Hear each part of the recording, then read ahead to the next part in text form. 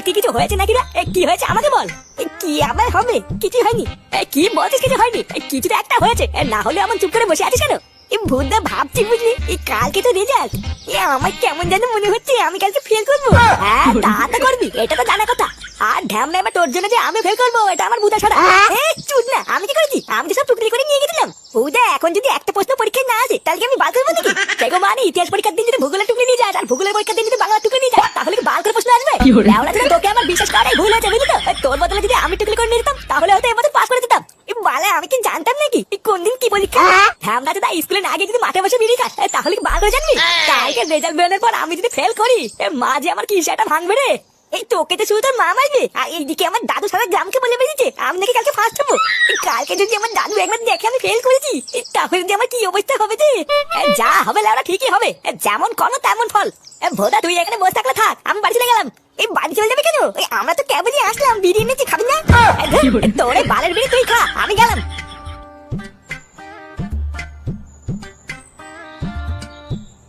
না বালা এত ভাবলে হবে না, ভূতা ফেলই তো করবো। আজকালকার দিনে ওইসব কোনো ব্যাপার না।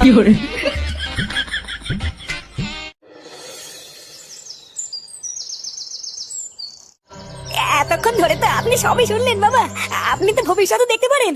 তাহলে একবার বলুন না আমার ছেলে কালকে ফার্স্ট হবে তো? কোনো ভাবে যদি কালকে আমার ছেলে ফেল করে তাহলে আমি আমার এই মুখ আর কাউকে দেখাতে পারবো না বাবা। শোন, আমাদের এই পৃথিবীতে যা যা হয় সবই আগের থেকেই ঠিক করা থাকে। সেইখানে তো আমরা এই পৃথিবীতে খুবই নগণ্য একটা মানুষ। 2 দিনের জন্য আমরা এই পৃথিবীতে নাটক করতে এসেছি, আবার চলেও যাব। তাই যেটা হওয়া সেটা হবেই। কিন্তু বাবা আমি তো সবাইকে জোর গলায় বলে এসেছি কালকে আমার ছেলে ফার্স্ট হবে। যদি না হয় তাহলে আমার বন্ধুরা সবাই আমাকে থেকে দাঁত কেলাবে বাবা। যে দাঁত কালাবে খেলা, তুই একদম ওইদিকে তাকাবি না। দেখবি যা হবে সব ভালোই হবে। এই না না বাবা, আমি বারা অত কিছু জানি না। আপনি যতক্ষণ না ভবিষ্যৎ দেখে বলছেন কালকে আমার ছেলে ফার্স্ট হবে কিনা, আমি লাউড এখান থেকে কোথাও যাবো না। আমি অনেক দূর থেকে এসেছি বাবা, এখন আপনি আমার শেষ ভরসা। আপনি যদি এমন করেন তাহলে আমি কালকে তো যাবো। আচ্ছা থাক থাক, দে আমাকে 500 টাকা দে, আমি তোর ছেলের ভবিষ্যৎ দেখে দিচ্ছি। কি বললে বাবা?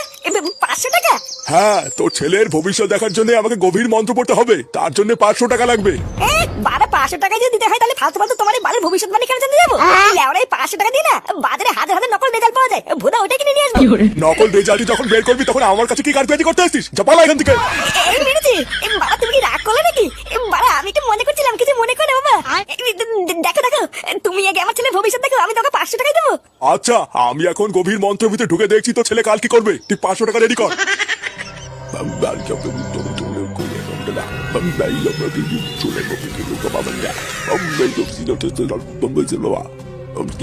বাবা তুমি কিন্তু দেখতে পাচ্ছ?